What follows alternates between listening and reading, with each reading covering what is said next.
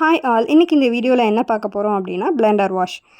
உங்களுக்கு பார்த்தாலே தெரியும், இது வந்து நான் ஆல்ரெடி யூஸ் பண்ண ஒரு பிளெண்டர். இது எப்படி வாஷ் பண்ணலாம், எப்படி க்ளீன் பண்ணி ஹைஜீனிக்காக வச்சுக்கலாம் அப்படிங்கிறது தான் இந்த வீடியோவில் காட்ட போகிறேன். இதுக்கு வந்து நான் பெருசாக ஒன்றும் பண்ண போகிறதில்ல. பேபி சோப் நான் வந்து ஹிமாலயாஸில் எடுத்திருக்கேன். நீங்கள் எந்த பிராண்ட் வேண்டாலும் உங்களுக்கு எடுத்துக்கலாம், உங்களுக்கு பிடிச்சது தான்.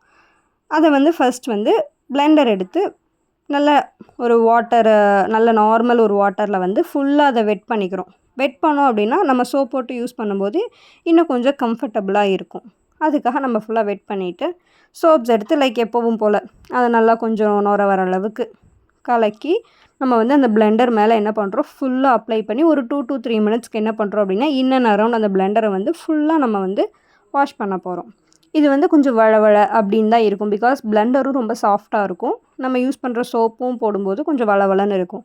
நீங்கள் வந்து ஃபேஸ் வாஷோ இல்லை வேறு ஏதாச்சும் போகும்போது இன்னும் உங்களுக்கு அது வளவளப்பு ரொம்ப இருக்கும். உங்களுக்கு வந்து அது கம்ஃபர்ட்டாக இருக்காது. அப்படிங்கிறனால தான் நம்ம பேபி சோப்ஸ்க்கு போகிறோம்.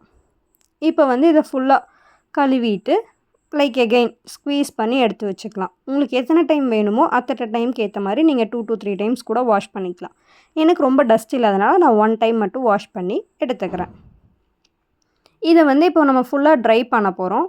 இப்போ இதில் கொஞ்சம் வெட்னஸ் இருக்கும். நம்ம ஸ்க்வீஸ் பண்ண அப்புறமுமே நமக்கு கொஞ்சம் வெட்னஸ் இருக்கும்.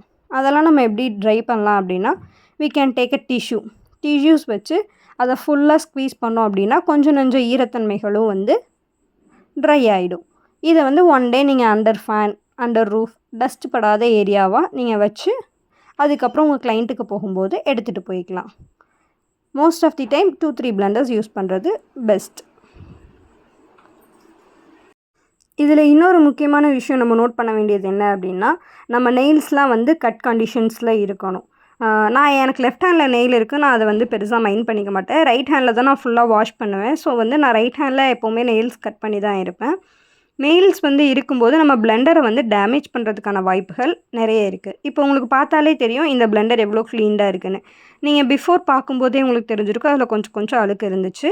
இப்போ வந்து அது ஃபுல்லாக க்ளீன் பண்ணி எடுத்துட்டோம். Hygienic is very important. So Blender clean பண்ணிவிடுங்க.